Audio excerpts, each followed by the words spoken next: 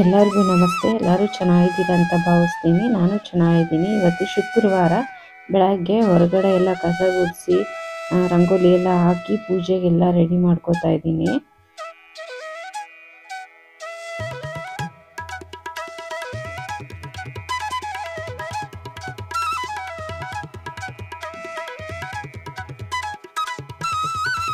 ನನ್ನ ವಿಡಿಯೋ ಏನಾದರೂ ನಿಮಗೆ ಸ್ವಲ್ಪ ಆದರೂ ಇಷ್ಟ ಆದರೆ ಲೈಕ್ ಮಾಡಿ, ಶೇರ್ ಮಾಡಿ, ಸಬ್ಸ್ಕ್ರೈಬ್ ಮಾಡಿ, ಪಕ್ಕದಲ್ಲೇ ಕಾಣಿಸೋ ಬೆಲ್ ಐಕಾನ್ನ ಪ್ರೆಸ್ ಮಾಡಿ. ನಾನು ಯಾವುದೇ ಒಂದು ವಿಡಿಯೋ ಹಾಕಿದ್ರು ಅದು ಫಸ್ಟು ಬಂದು ನಿಮಗೆ ತಲುಪುತ್ತೆ, ನೀವು ನೋಡ್ಬೋದು.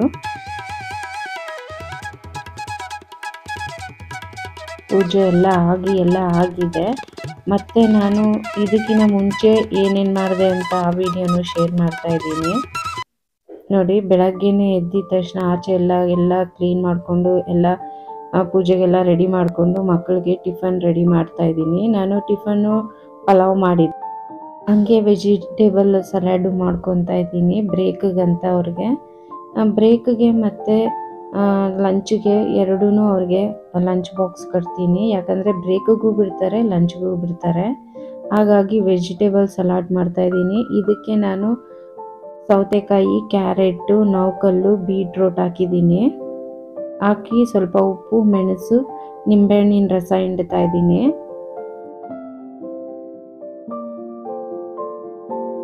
ಚೆನ್ನಾಗಿ ಇದನ್ನು ಮಿಕ್ಸ್ ಮಾಡಿದ್ದೀನಿ. ಮತ್ತು ಇನ್ನೊಂದು ಸತಿ ಸ್ಪೂನಲ್ಲಿ ಹಾಕಿ ಚೆನ್ನಾಗಿ ಮಿಕ್ಸ್ ಮಾಡ್ಕೊತಾ ಇದ್ದೀನಿ.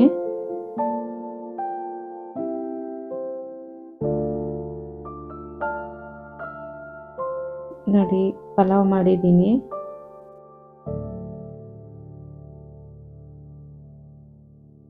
ಎಲ್ಲ ಟಿಫನ್ಗೆಲ್ಲ ಕಟ್ಟಕ್ಕೆ ಅಂತ ರೆಡಿ ಮಾಡ್ತಾ ಇದ್ದೀನಿ. ಎಲ್ಲ ಸ್ವಲ್ಪ ತಣ್ಣಗಾಗಲಿ ಅಂತ ಬಿಟ್ಟಿದ್ದೆ. ಇವಾಗ ಮಿಕ್ಸ್ ಮಾಡ್ಕೊತಾ ಇದ್ದೀನಿ ಎಲ್ಲ ಕ್ಲೀನಾಗೆ. ಎಲ್ಲ ಒಂದೇ ಕಡೆ ಸೇರಿರುತ್ತಲ್ಲ, ಹಾಗಾಗಿ ಕ್ಲೀನಾಗಿ ಮಿಕ್ಸ್ ಆಗಲಿ ಅಂದ್ಬಿಟ್ಟು ಕ್ಲೀನಾಗೆ ಮಿಕ್ಸ್ ಮಾಡ್ತಾ ಇದ್ದೀನಿ. ಇದು ಸಂಜೆ ನಾನು ಕಾಯೆಲ್ಲ ಹಬ್ಬಕ್ಕೆ ಪೂಜೆಗೆ ಕಾಯಿ ಹೊಡೆದಿದ್ವಿ, ಮತ್ತು ದೇವಸ್ಥಾನಕ್ಕೂ ಪೂಜೆ ಸಾಮಾನು ಕೊಟ್ಟಿದ್ವಲ್ಲ ಅದಕ್ಕೂ ಕಾಯಿ ಹೊಡೆದಿದ್ರಲ್ಲ, ಹಾಗಾಗಿ ಕಾಯೆಲ್ಲ ವೇಸ್ಟ್ ಆಗುತ್ತೆ ಅಂದ್ಬಿಟ್ಟು ಕೋಕೋನಟ್ ರೈಸ್ ಮಾಡೋಣ ಅಂದ್ಬಿಟ್ಟು ಎಲ್ಲ ಕಾಯೆಲ್ಲ ತುರ್ಕೋತಾ ಇದ್ದೀನಿ. ತುರ್ಕೊಂಡು ಅದರಿಂದ ಕಾಯಿ ಹಾಲು ತೆಗಿತೀನಿ. ಇಷ್ಟೊಂದು ಕಾಯಿ ಹಾಕಲ್ಲ, ಸ್ವಲ್ಪ ತುರಿದಿರೋದನ್ನು ಎತ್ತಿಕ್ಬಿಟ್ಟು ಇನ್ನು ಅರ್ಧ ಇದಕ್ಕೆ ಕಾಯಿ ಹಾಲು ಮಾಡ್ಕೊತೀನಿ. ನನಗೆಷ್ಟು ಬೇಕೋ ಟಿಫನ್ಗೆ ಅಷ್ಟು ತಗೊಂಡು ಎಲ್ಲ ಕಾಯಿ ಹಾಲು ಮಾಡ್ಕೊತೀನಿ.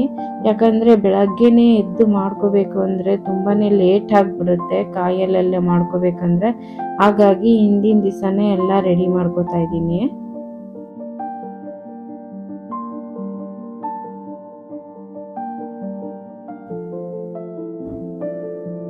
ಈ ಥರ ಗೀ ರೈಸು ಮತ್ತು ಕೊಕೊನಟ್ ರೈಸು ಎಲ್ಲ ಮಾಡಬೇಕು ಅಂದರೆ ಅದಕ್ಕೆ ಏನೇನು ಬೇಕೋ ಹಿಂದಿನ ದಿವಸನೇ ಎಲ್ಲ ರೆಡಿ ಮಾಡಿಕೊಂಡು ಮಾರನೇ ದಿವಸ ಬೆಳಗ್ಗೆಗೆ ನನಗೆ ತುಂಬಾ ಸುಲಭ ಆಗುತ್ತೆ. ಅದಕ್ಕೆ ಜೊತೆಗೆ ಯಾವುದಾದ್ರೂ ಒಂದು ಗ್ರೇವಿ ಮಾಡಬೇಕಾಗುತ್ತೆ.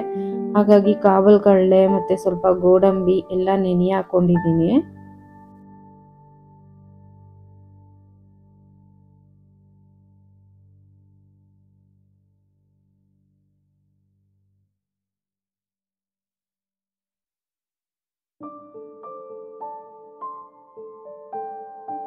ಕಾಯಿ ಮಿಕ್ಕಿತ್ತಲ್ಲ ಅದನ್ನು ಎತ್ತಿ ಒಂದು ಗ್ಲಾಸ್ ಬೌಲಲ್ಲಿ ಹಾಕಿ ಸ್ಟೋರ್ ಮಾಡ್ಕೊತಾ ಇದ್ದೀನಿ. ಮತ್ತು ಇನ್ನೊಂದು ಗ್ಲಾಸ್ ಬೌಲಲ್ಲಿ ಈಗ ಕಾಯೆಲ್ಲ ಹಾಲು ಮಾಡ್ಕೊಂಡಿರ್ತೀನಲ್ಲ ಅದನ್ನು ಎತ್ತಿ ಫ್ರಿಜ್ಜಲ್ಲಿ ಇಟ್ಕೊತೀನಿ ನೆಕ್ಸ್ಟ್ ಡೇಗೆ.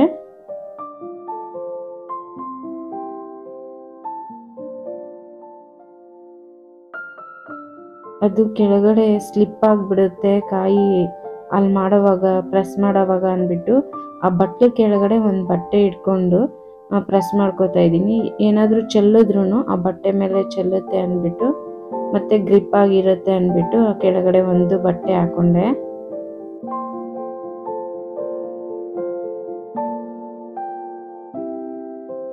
ನಾನು ಕಾಯಿ ಹಾಲು ಮಾಡುವಾಗ ಬಿಸಿ ನೀರು ಬಳಸ್ತೀನಿ. ಯಾಕಂದರೆ ಕಾಯಿ ಹಾಲು ಚೆನ್ನಾಗೆ ಆ ಕಾಯಲ್ಲಿರೋ ರಸ ಎಲ್ಲ ಬಿಟ್ಕೊಳುತ್ತೆ. ಹಾಗಾಗಿ ನಾನು ಬಿಸಿನೀರಲ್ಲೇ ಕಾಯಿನ ರುಬ್ಬಿ ಕಾಯಿ ಹಾಲು ಮಾಡ್ಕೊತೀನಿ.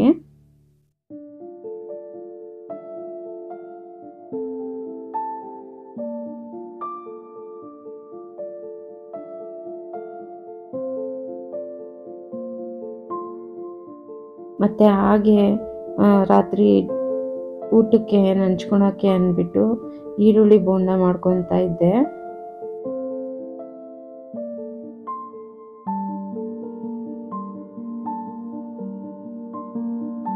ಅದು ಒಬ್ಬಟ್ಟು ಮಾಡಿದ್ದೆ, ಒಬ್ಬಟ್ಟು ರಸ ಇತ್ತು, ಹಾಗಾಗಿ ಅದಕ್ಕೆ ಏನಾದರೂ ನಂಚ್ಕೊಳಕ್ಕೆ ಸೈಡ್ಗೆ ಇರಲಿ ಅಂದ್ಬಿಟ್ಟು ಈರುಳ್ಳಿ ಬಜ್ಜಿ ಮಾಡ್ತಾ ಇದ್ದೆ. ಬರೀ ರಸ ಅನ್ನ ತಿನ್ನೋಕ್ಕಾಗಲ್ವಲ್ಲ, ಹಾಗಾಗಿ ಸ್ವಲ್ಪ ಸೈಡ್ಗಿದ್ರೆ ಊಟ ಚೆನ್ನಾಗಿ ಮಾಡ್ತಾರೆ ಅಂದ್ಬಿಟ್ಟು ಮಕ್ಕಳು, ಹಾಗಾಗಿ ಈರುಳ್ಳಿ ಬೋಂಡ ಮಾಡ್ತಾ ಇದ್ದೆ.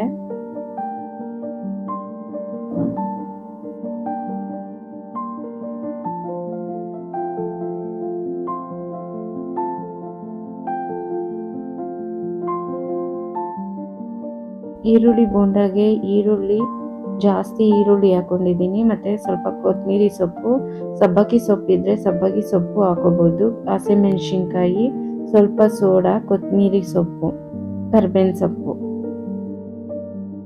ಉಪ್ಪು ಇಷ್ಟು ಹಾಕ್ಕೊಂಡು ಕಲಿಸ್ಕೊಂಡು ಸ್ವಲ್ಪ ಈರುಳ್ಳಿಯಲ್ಲೇ ಚೆನ್ನಾಗಿ ಕಲಿಸ್ಕೊಬೇಕು. ನೀರು ಹಾಕ್ದೆ, ಅದರಲ್ಲಿರೋ ನೀರಿನ ಅಂಶ ಎಲ್ಲ ಬಿಟ್ಕೊಳುತ್ತೆ.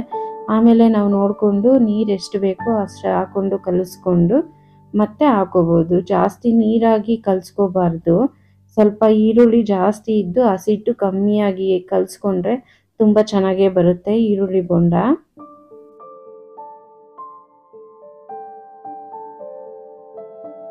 ಒಂದು ಕಡೆ ನನ್ನ ಮಗಳು ಹಸಿಟ್ಟು ಜಲ್ಡೆ ಹಿಡಿತಾ ಇದ್ದಾಳೆ, ಮುದ್ದೆಗೆ ಹಸಿಟ್ಟು ಖಾಲಿಯಾಗಿತ್ತು, ಹಾಗಾಗಿ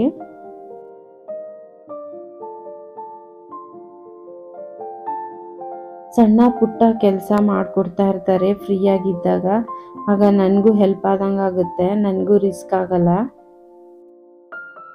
ಮತ್ತು ಇದು ಭಾನುವಾರ ಬೆಳಗ್ಗೆ ಉಪ್ಪಿಟ್ಟು ಮಾಡ್ತಾ ಇದ್ದೀನಿ ಟಿಫನ್ಗಾಗಿ, ಯಾಕಂದರೆ ಭಾನುವಾರ ಸ್ಪೆಷಲ್ ಮಾಡ್ತೀವಲ್ಲ, ಸಿಂಪಲ್ಲಾಗಿ ಬೇಗನೆ ಆಗಲಿ ಅಂದ್ಬಿಟ್ಟು ನಾನು ಉಪ್ಪಿಟ್ಟು ಮಾಡ್ತಾ ಇದ್ದೀನಿ.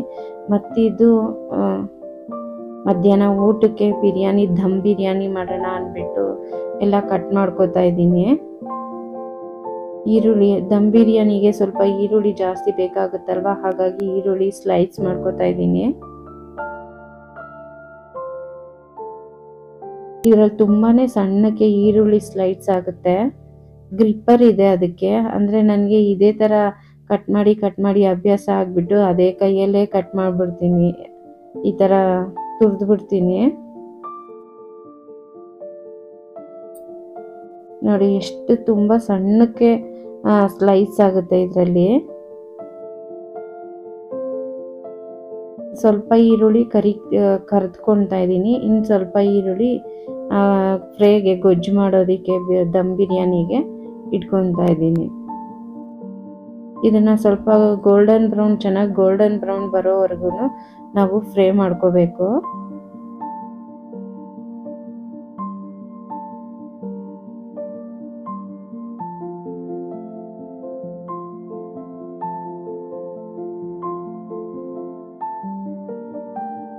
ಈರುಳ್ಳಿ ಎಲ್ಲ ಫ್ರೈ ಮಾಡಿದ್ದೆ, ಎತ್ತು ಬೇರೆ ಪ್ಲೇಟ್ಗೆ ಹಾಕೊಂತಿದ್ದೀನಿ. ದಮ್ ಬಿರಿಯಾನಿ ಮಾಡಬೇಕು ಅಂದ್ರೆ ತುಂಬ ಪ್ರೊಸೀಜರು, ತುಂಬಾನೇ ಲೇಟ್ ಆಗುತ್ತೆ. ಹಾಗಾಗಿ ನಾನು ಟಿಫನ್ ಮುಗ್ದಿದ ತಕ್ಷಣನೇ ಮಧ್ಯಾಹ್ನ ಊಟಕ್ಕೆ ರೆಡಿ ಎಲ್ಲ ಮಾಡ್ಕೋತಾ ಇದ್ದೀನಿ. ಹಾಗೆ ಸ್ವಲ್ಪ ಗ್ಯಾಪಲ್ಲಿ ನನ್ನ ಮಗಳು ಬಾಮ ತಲೆಗೆ ಎಣ್ಣೆ ಇಕ್ಕಿ ಮಸಾಜ್ ಮಾಡ್ತೀನಿ ಅಂದ್ಲು, ಮಸಾಜ್ ಮಾಡಿಸ್ಕೊಂಡು ಬಂದು ಮತ್ತೆ ಗ್ರೇವಿ ಮಾಡ್ತಾ ಇದ್ದೀನಿ ದಮ್ ಬಿರಿಯಾನಿಗೆ.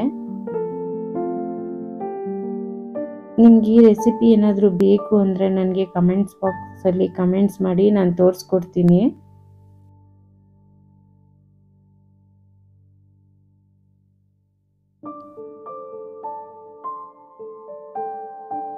ಈಗ ದಮ್ ಕಟ್ತಾ ಇದ್ದೀನಿ. ಗೊಜ್ಜು ಮತ್ತು ರೈಸು, ಕರ್ದಿರೋ ಆನಿಯನ್ಸು, ಕೊತ್ತಂಬರಿ, ಪುದೀನ ಎಲ್ಲ ಲೇಯರ್ಗೆ ಹಾಕಿ ಈಗ ದಮ್ ಕಟ್ತಾ ಇದ್ದೀನಿ. ಈ ಕಡೆ ಗ್ರೇವಿ ಮಾಡ್ತಾ ಇದ್ದೀನಿ, ಚಿಕನ್ ಗ್ರೇವಿ, ಗೀ ರೋಸ್ಟು. ಒಂದು ಕಡೆ ಮೊಟ್ಟೆ ಬೇಯಕ್ಕೆ ಇಟ್ಟಿದ್ದೀನಿ, ಇನ್ನೊಂದು ಕಡೆ ಸ್ವಲ್ಪ ಚಿಕನ್ ಬೇಯಿಸ್ಕೊಂಡಿದ್ದೀನಿ ಗೀ ರೋಸ್ಟ್ ಮಾಡೋಕ್ಕೆ. ಅದು ನಾನು ಮಾಡ್ತಿಲ್ಲ, ನಮ್ಮ ಮನೆಯವರು ನನ್ನ ಚಿಕ್ಕ ಮಗಳು ಸೇರ್ಕೊಂಡು ಮಾಡ್ತಾ ಇದ್ದಾರೆ.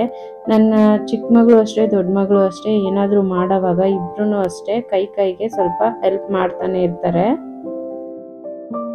ಈಗ ದಮ್ ಬಿರಿಯಾನಿ ಆಗಿದೆ ನೋಡಿ, ಎಷ್ಟು ಉದ್ರುದ್ರಾಗಿದೆ.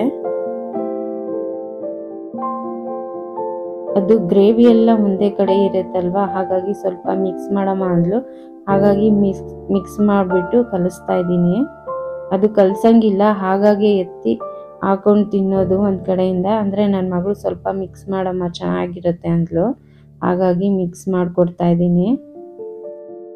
ನನ್ನ ವಿಡಿಯೋ ಏನಾದರೂ ನಿಮ್ಗೆ ಸ್ವಲ್ಪ ಆದರೂ ಇಷ್ಟ ಆದರೆ ಲೈಕ್ ಮಾಡಿ, ಶೇರ್ ಮಾಡಿ, ಸಬ್ಸ್ಕ್ರೈಬ್ ಮಾಡಿ.